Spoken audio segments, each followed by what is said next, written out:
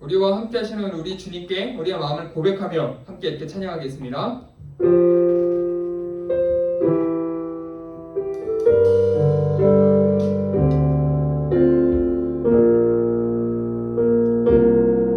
함께 찬양합니다. 날 위해 십자가에서 깨뜨리신 사랑, 오늘도 그 사랑 안에 나 거합니다. 주님의 생명 내 안에 있고 주님의 사랑 날 강건하니 나 오늘도 주께 내 삶을 깨뜨립니다.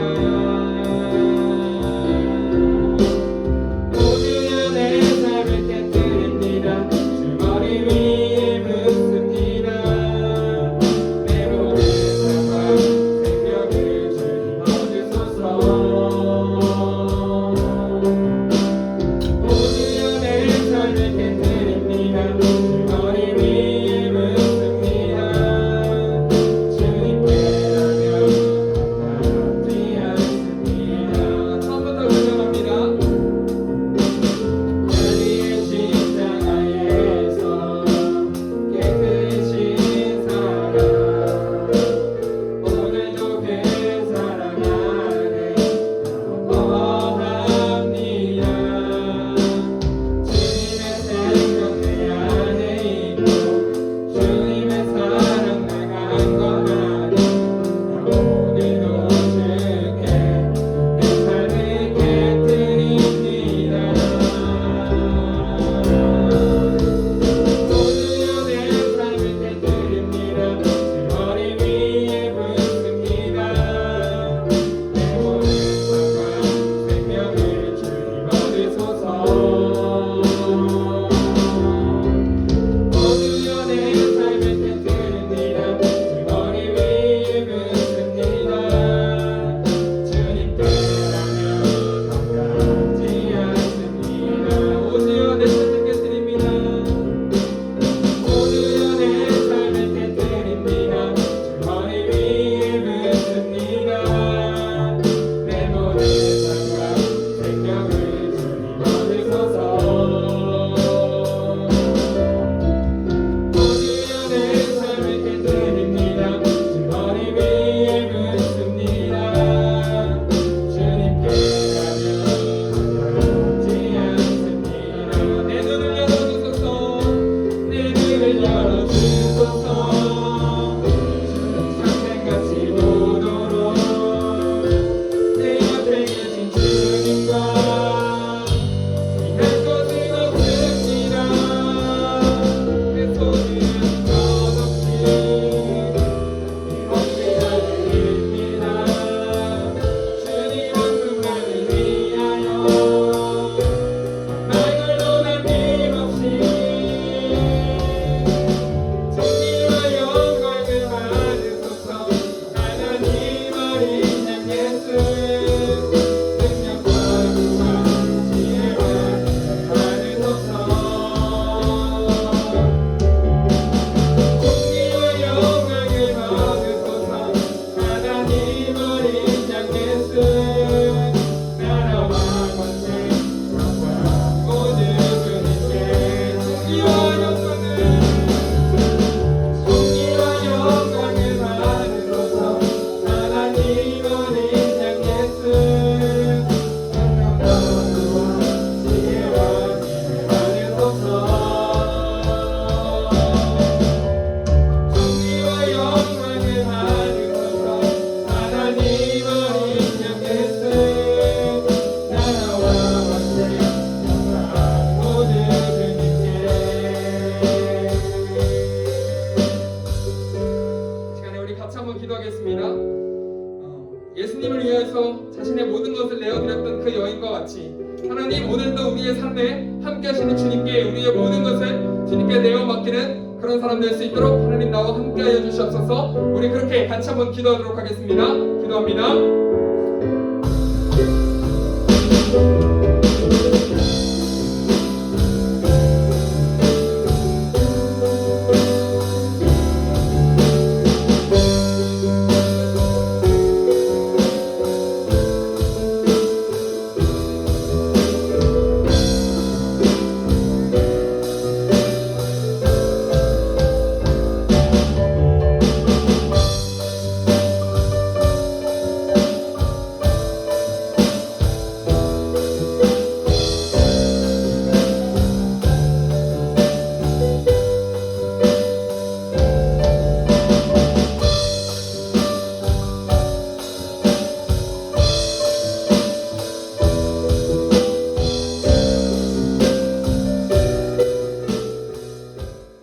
아버지, 오늘도 푸른금토 학생들이 예배를 드리러 나왔어요. 계속되는 코로나로 다 모이지는 못했지만 어서 빨리 모두 모여 예배를 드릴 수 있게 해주세요. 목사님이 말씀할 때 잘 들을 수 있게 해주세요. 예수님의 이름으로 기도드렸습니다. 아멘.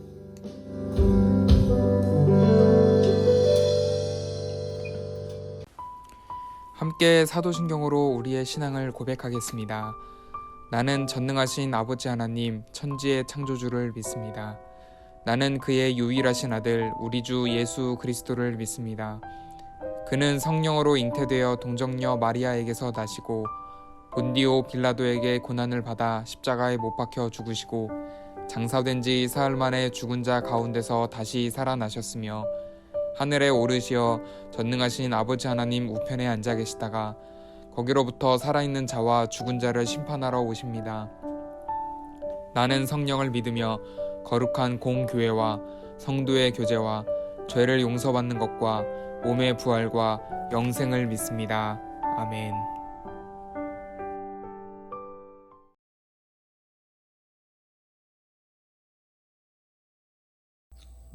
1년에 2번 애타게 기다리는 날이 있습니다. 설날과 추석이죠. 맛있는 음식도 먹고 친척들을 만나면 또 용돈도 많이 받는 그야말로 천국과 같은 기간입니다. 적어도 제게는 그랬던 것 같습니다. 올해는 코로나로 인해서 친척들을 만나는 것도 쉽지 않아서 그런 즐거움은 좀 반감될 수 있겠지만 여러분 추석하면 어떤 기억들이 있으신가요? 사실 맛있는 음식, 즐거운 여행, 만남의 행복보다 용돈의 기억이 더 크지 않을까요? 그리고 그 기쁨의 기억보다 더 큰 기억은 아마도 용돈을 부모님께 뺏긴 기억, 어떤 추억이 아닐까 생각이 듭니다. 친척 어른들께 용돈을 받는 순간 그 용돈을 향한 나의 생각과 부모님의 생각이 다르게 뻗어나가겠죠. 내가 보관해 줄 테니 맡겨라 와 당장 내가 사고 싶은 것을 사야겠다라는 생각. 오늘 말씀도 같은 장면을 바라보는 다른 생각이 존재합니다. 그리고 예수님은 그 상황에서 어떤 생각을 더 지지하셨을지 생각해 보시기 바랍니다. 요한복음 12장 1절에서 8절의 말씀입니다.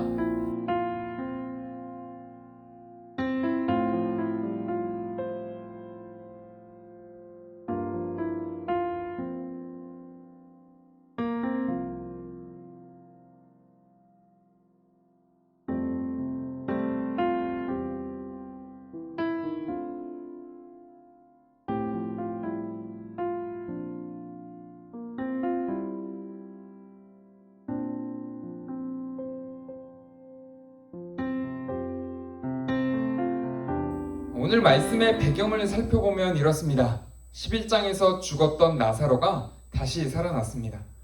그 나사로가 사는 곳은 베다니, 마리아와 그 자매 마르다 그리고 나사로가 살고 있는 곳이죠.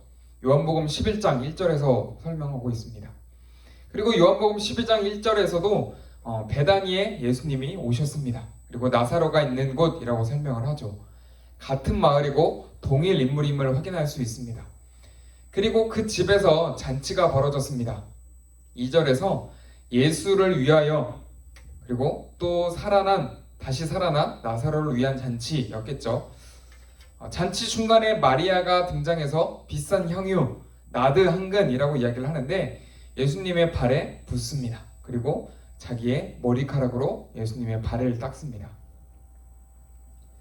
나드 향유는 인도산 나르드라는 식물의 야생 뿌리를 이렇게 말려서 추출하는 향수의 일종이라고 합니다. 인도에서 이스라엘까지 넘어왔으니 당연히 귀할 뿐 아니라 가격도 비쌌겠죠. 왕들이 사용하는 고급 향수라고 알려져 있습니다. 뿐만 아니라 한두 방울을 이렇게 칙칙 뿌린 것이 아니라 한 근을 부었다라고 설명을 합니다. 한 근은 약 330g을 이야기하는데 그 정도의 향유라면 금액이 얼마나 할까요? 오전에서 가룟 유다가 300데나리온을 이야기하는 것을 보면 대략 금액을 확인해 볼 수 있을 것 같습니다. 300데나리온, 노동자의 1년치 붐싹에 해당한다라고 합니다. 연봉이겠죠? 얼마라고 생각을 할 수 있을까요? 최소한 3천, 4천 정도라고 생각해야 할까요? 마리아가 어디서 그렇게 비싼 향수를 가지고 있었을까요? 당시 이스라엘 여인들의 결혼 풍습 중 하나는 자신의 결혼을 위해서 열심히 돈을 모았던 모습이 있다고 합니다.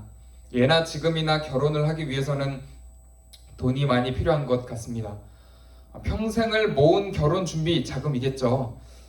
지금 그 전 재산을 예수님의 발에 부었습니다. 자신의 오빠를 살려주시긴 했지만 여러분 그렇게 할 수 있을까요? 그리고 나서 자신의 머리를 풀어헤치고 예수님의 발을 닦기 시작을 합니다. 발을 닦는 것 역시 그 당시 문화에서는 흔한 일이었으니까 그렇다 치고 굳이 머리카락으로 닦아야 할까요? 당시 문화에서 여성이 공개적으로 머리를 풀어헤치는 일은 거의 없지만 아마 이런 상황에서는 머리를 풀어헤친다라고 합니다. 장례식 때 또 혹은 장례와 같이 깊은 슬픔을 겪었을 때 그 슬픔을 표현하는 방식 중 하나가 바로 이 머리를 풀어헤치는 것이었습니다. 여러분 지금까지의 상황을 종합해 볼까요? 죽었던 나사로가 살아났고 이를 기뻐하고 기념하기 위해서 잔치가 벌어졌습니다. 모두가 행복해하고 즐거워하겠죠. 그런데 갑자기 마리아가 자신의 전 재산으로 산 향수 전부를 예수님의 발에 붓고 또 머리카락으로 닦기 시작을 합니다. 혼자만 깊은 슬픔에 빠져 있습니다. 모두가 이해할 수 없는 상황이 벌어진 것이죠.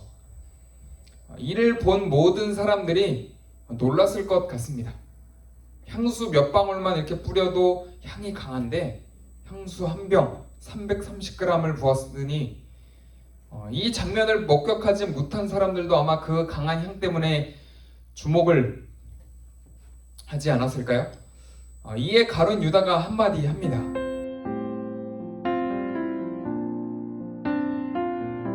가룟 유다의 말이 틀리진 않았습니다. 약 한 3천만 원, 4천만 원 정도라면 예수님의 발에 붓는 것보다 가난한 자들을 도와주는 것이 훨씬 더 현명합니다. 심지어 베다니라고 하는 마을은 대대로 가난한 사람들이 몰려 살았고 또한 나병 환자들이 모여서 사는 그런 격리된 지역이기도 했다고 합니다. 얼마든지 도울 곳이 많았겠죠. 그런데 6절에서 가룟 유다를 이렇게 평가합니다. 가룟 유다를 표현하는 그림들을 보면 보통 돈주머니를 갖고 있는 장면을 흔히 찾아볼 수 있습니다. 결국 돈을 받고 예수를 팔기도 했죠.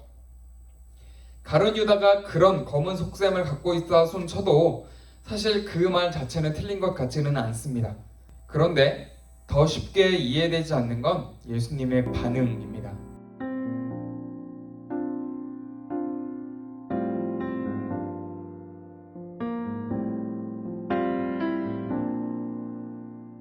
누구보다도 가난하고 병든 자들을 사랑했고 또 함께하기를 원하셨던 예수님도 가룟 유다의 말에 동의하지 않습니다. 도리어 장례라는 엉뚱한 단어를 사용하시죠. 정확하게는 마리아를 가만두어라고 말씀하십니다. 사실 이 말은 성경이 원래 쓰였던 언어로 보면 혼자 있게 두라는 의미입니다. 혼자 엉뚱한 짓을 하니 그냥 냅둬라 혹은 무시해라 와 같은 의미가 아닙니다. 이 시간의 주인은 마리아다. 마리아만이 나 예수의 존재와 이 사역의 의미를 정확하게 이해하고 있고 또 그렇기 때문에 낭비처럼 보이지만 사실 거룩한 낭비를 한 것이다 라고 설명하는 겁니다. 다시 말해서 마리아는 예수님께서 하시는 말씀과 행동들을 보며 곧 예수님께서 죽으실 것을 알았던 것 같습니다. 그래서 예수님의 장례를 먼저 슬퍼하고 행동했던 것이죠. 사실 이 잔치가 나사로의 살아남과 또 살려주신 예수님을 위한 잔치처럼 보이지만 예수님이 죽음으로 가기 전 마지막 자리와도 같습니다. 그리고 정말 요한복음 12장 이후에 최후의 만찬을 거쳐서 예수님은 십자가에 못 박혀 돌아가시게 되죠. 마리아는 자신의 모든 것을 예수님을 위해 부었습니다. 그런 마리아를 보시는 예수님은 마리아의 마음을 보시고 그 시간을 온전히 누릴 수 있도록 두셨습니다. 그날의 기억을 온전히 간직할 수 있도록. 오늘 말씀을 들으며 여러분은 어떤 생각이 있을까요? 같은 장면을 바라보는 다른 생각들이 존재했습니다. 모두가 잔치의 기쁨만 주목할 때 마리아는 예수님의 사랑과 죽음을 발견했고 모두가 마리아의 낭비에만 주목할 때 예수님은 마리아의 거룩과 그 슬픔에 주목하셨습니다. 예수님을 믿는다는 것, 또 교회를 다니고 예배를 드린다는 것은 이런 게 아닐까요? 모두가 팬데믹이라고 하는 비슷한 상황을 겪고 있을 때, 혹은 성적이나 외모나 또는 나의 가정 형편이나 관계의 문제 속에서 어려움에만 집중하고 있는 우리에게 예수님은 자신의 사랑과 죽음으로 다른 시선을 제공하고 계십니다. 그리고 그 기억을 간직하며 여전히 가룟 유다처럼 합리적이고 계산적인 모습이 아니라 때로는 낭비처럼 보일지라도 새로운 삶을 살 수 있도록 인도하십니다. 그런 예수님께 부어드릴 여러분의 나드 한글은 무엇일까요? 이 시간에 우리 말씀을 기억하며 이렇게 한번 기도했으면 좋겠습니다. 예수님, 마리아가 같은 상황에서도 다른 믿음을 보여줬던 것처럼 나도 나를 향한 예수님의 사랑과 희생을 깨닫고 같은 상황에서 다른 모습을 보여줄 수 있도록 도와주세요. 우리 시간에 함께 기도하도록 하겠습니다.